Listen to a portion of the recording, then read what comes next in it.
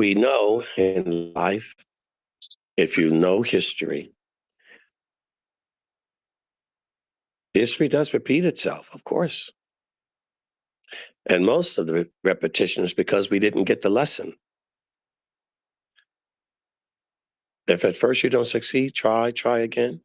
And if at first you don't get the message, torture again. When are we going to learn? And of course, we know the Hindus, Eastern Asian philosophies, karma. Well, got to keep coming back till you learn that lesson.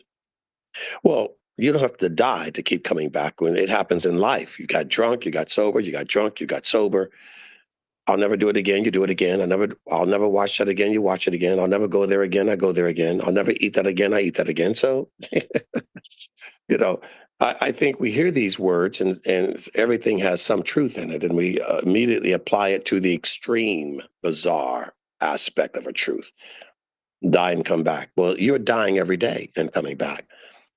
You're dying. From a bad relationship. I won't hit you again. I promise. Abusive husband. Well, he said he'll never hit me again. He hit you again. Cheated on each other.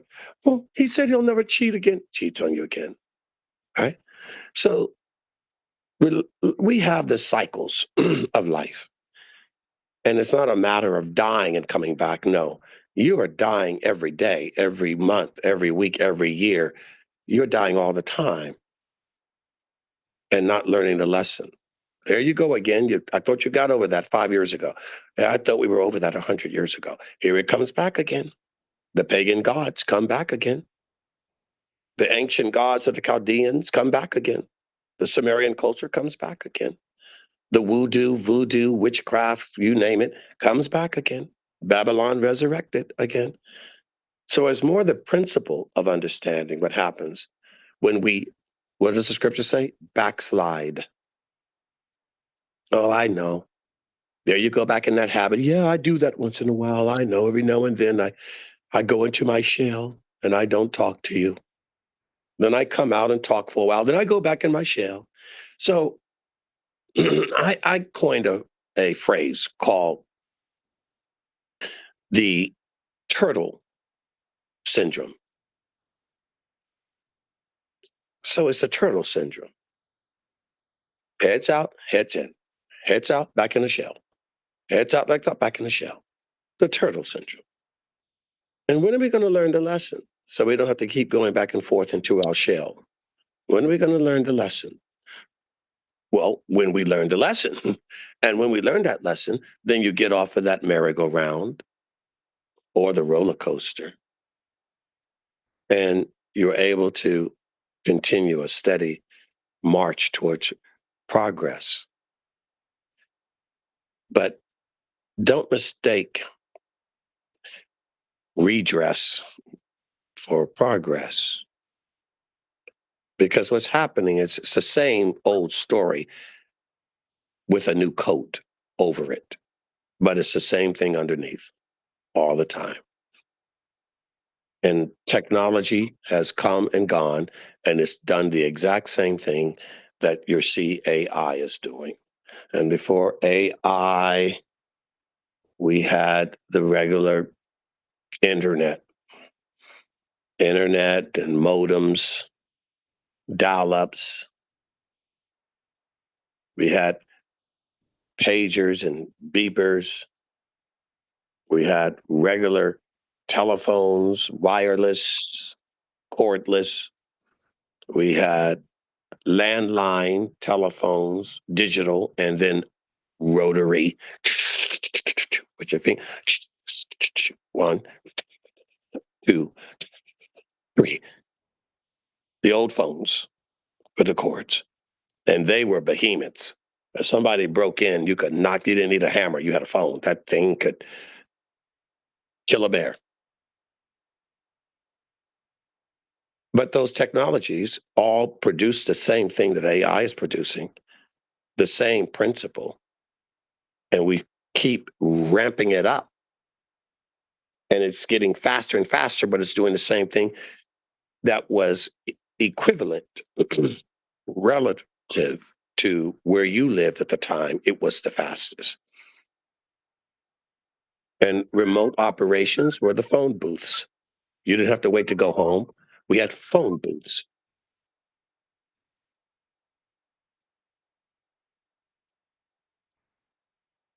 We also had call boxes, technology. And reverse it back, you had before the car, that big metal car, 1963, 1967. Those things were boats. They were like tanks, actually. American cars, you can take them to war and do a blitzkrieg. They were tanks. Unbelievable. You could get a workout just opening the door. Before power steering, you get a workout just turning the wheel. That's your triceps, your biceps, your forearm. Everybody knows what I'm talking about. Manual. Oh man, it was great. We didn't think so then. Of course, we didn't have anything to measure it really by until they came up with the technology. Power steering. Oh, that was weird. I remember it. Ooh, that was weird. That was like self-driving car, equivalent of a self-driving car. Oh, I don't have to use my muscle to do this to turn. Man, I think it can do this. Just touch the wheel, man, and it turns right. That was magical. It was unbelievable. I remember. Unbelievable. Unbelievable. But it's the same, equivalent to what the technology is now, to what we are used to, and then we get another technology. Unbelievable. Power locks on the door. Touch a button. Are you kidding? Car can open without you grabbing the handle. Listen, it's the same thing.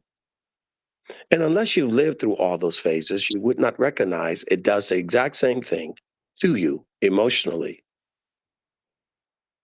because that at that time would have been what you would have called AI. You guys think, oh, that's dinosaur. No, but for the dinosaur, that was AI. Something that made things just unbelievably faster, easier, crazy when you were already used to doing it. A microwave when they came out. Are you kidding? Unbelievable, magical. I could go down the list, but only people who've lived in the 50s and 60s, 40s, 50s, and 60s can and are still alive today will can tell you, well, we've already been through this. And it had the same effect. What happens when you get that ease? Well, mom and not cooking that wonderful dinner around the table anymore. There's no experience of shopping and learning how to, how we learned a lot about math? We would go shopping with our parents, but mostly our mother, right? We go shopping. You would learn, we would taught to look at math. We would have to look at prices. We would go and learn our math while walking to the grocery store. It was amazing, wonderful opportunity to use your environment. It was everywhere, 24/7, all the time. And now technology, computations. I remember we were not allowed to have it. I think the first was a Texas instrument. We were not allowed to have that. And very few had it when it first came out, and it was gigantic in a classroom. You were not allowed to bring a calculator ever. You were not allowed to use something that would make you less effective in your own ability to calculate and computate. And there's a fine line to how much of this do I use without losing who I am and my ability to do it. Then you start relying. Cash register, we worked at grocery stores. We gave the change. You had to learn to count. I always had a fear on my look. We have to, I mean, you got to get the customer back the right change, the right denominations. You got to do some of that calculation yourself. The machine isn't doing it for you. And you got to learn the product. You got to learn the prices. Great minds and great memory. We pretty much knew everybody's number and memory. We didn't have to walk around with a piece of paper with everybody's number on it, unless it was some new number we just got. You learned the numbers because your brain could do it. But if your brain doesn't have to do it, would it do it? No. And so what much of technology, there's always the unintended consequences, but really they're not unintended and unexpected. You're going to give up something for something else. You're going to give up getting a good wife because you've got somebody that's sleazy that's going to give you some sexual satisfaction without having to go through the moral journey and progress of developing a relationship. What do you get in exchange? I can get to the end of the sexual fulfillment a lot faster without the cost and price of time and patience, character, integrity, courtship, what they call it. I just want the one that's easy, sleazy, fast. There you go. What are you giving up in exchange? Everything. Because the last few moments of pleasure are not worth what you are getting in exchange and all of the costs and price that you're going to be paying for the rest of your life. And that's just the physically emotional part of it. That doesn't count the spiritual part of it. That's even worse. But you didn't calculate that because you just wanted to get high real quick. You wanted ecstasy real quick. You wanted to get drunk real quick. You wanted the adrenaline real quick. You don't computate and calculate and evaluate value. And you don't know that. The technology is doing the same thing today. With this modern technology, AI, internet, okay. We were, we remember when the computer came on. We remember all of those X's and O's and binary codes. We remember all of that. We've watched the progress. We watched those little games that looked like something from the Jurassic period now. And here we are because we were not growing spiritually. We got too excited about the shiny that we forgot that the mind and the spirit has to grow with it in order to regulate it and mitigate it, control it, else it will control you. My father owned bars. He used to say, a man can have his liquor, never let the liquor have him. The things that you buy, that you possess, end up possessing you because you suspend you for stuff, things, material, metal. You suspend the real you for the lower, baser human quality that vibrates at a lower level. But you are more than your lower animal self. You also have a divine spark. But if you don't feed that, everything will be subject to the lower you. It won't be about the quality of an individual, the quality of a woman. It'll just be about her looks and the shape of her body. It won't be about a man of integrity, honesty, and God fearing. It'll be about what car he drives, how much money he makes, and for some, how muscular he is, how famous he is, how much power does he have, how violent is he. You will suspend all of that. And you do it with your children as well. You're destroying yourselves because you're distracted by what the world is providing to take you out of your home and out of yourself, out of your own mind. Look over here. Look at what we're doing. Look at this one. Look at that politician. They get your mind outside of your house. Even religious people, their mind is more into where they go to church, particularly in the Western world, not so much in the original religious world of the Middle East. It's not about God in your home and the godly mother and the godly father. It's more about some pastor, some preacher, some place outside of yourself. So you don't really have a faith, do you? Your education is more about some school, some academic hall somewhere, some professor somewhere. You're not learning from your grandfather, your grandmother, your uncles, your aunts, your tribe, your kinsmen. And your ideology is what you eat through Hollywood, through television, through the news, through entertainment, through politicians, people outside of you. In other words, you're being dehumanized and detribalized Your family is no longer the closest thing that you're closest to. It's a stranger, even that you're closest to. Your friends. You have no sense of true, cohesive bonding and continuity. You have been disembodied, disjointed. You've been cut into pieces, and neither one is able to constitute a full human. So you are divided in your emotions and your relations, and you need more of it, which is why most of you have too many people speaking to you, too many friends. They're not friends, they're just distractions. You don't cultivate, you don't sit still long enough to endure long enough a real relationship to cultivate anything, to grow. Your roots don't grow. They constantly move because you have no roots, you have no identity, you have no connection to the land, to people, to reality, to love, to struggle. And so you are addicts. Yes, you with that darn alcohol and cigarettes and vapes, psychedelics, mushrooms, psychotropic drugs, even the prescription ones, anything. And also, you workaholics, you people who think a house is just real estate, but it's not a home. You're more caught up with the size of a house and the square footage than the size of the heart and the spirit of it. Children want a happy home. They don't need an Olympic sized pool. But that's what you value. And then you poison the children.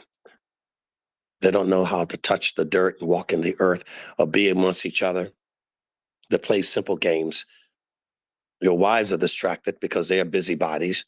They need more the temptation the Bible tells them to avoid, going from house to house to other women, getting on the phone and gossiping and being in a rooster chicken coop with a bunch of people that are just talking about anything but about God. And you men hate going home because there's no real home to come home to. So it's the golf course and it's the sports bars. And your real excitement, talking about the kids with AI, we grew up with a generation, it was Sunday football, if not Monday night football when they invented that. And you never really saw your father happy, particularly about God, but he's happy over balls. Mom's happy over the salon, her hair and vanity. Maybelline mascara. Can't keep her face out of that mirror. She's on her way to work driving in the car, but she can't keep that face out of the mirror. You would think she would take care of all of that instead of put herself in a hazardous situation, driving with one hand on the wheel. They still do it to this day, but you got to get that makeup on. Well, didn't you think about that before you walked out of the house? Shouldn't put it on in the first place. But I'll be darned if I walk into that office. This mascara's off, this lipstick's off. Who are you trying to lure, Jezebel? And then you wonder why the kids with AI. In other words, I'm trying to just draw a straight, cohesive line from what you think was old school, better days, and you think these new kids are any different. It's the exact same thing. And so, yes, you had that out of control. And yes, AI and what they're doing, this beast that's been created, is just another iteration of the same beast that's always been since the beginning of time, deceiving men. Then you will know. I started at the tree. Then you will know. And they built up all of these things in the name of progress. Why don't you want to be like God? Know what God knows? It's just progress. Get with it. Well, I've been getting with it since I was born in the 60s, and I've seen where getting with it gets you. It gets you nowhere but a fast track, fast pass, VIP seat in hell. And the reality is, that's where you want to go because most love the darkness anyway. So there you go. So go right ahead with your AI. It's the same spirit that's been since Nimrod built his first city. It's always been here, a reverse of the I am. something for you guys to think about.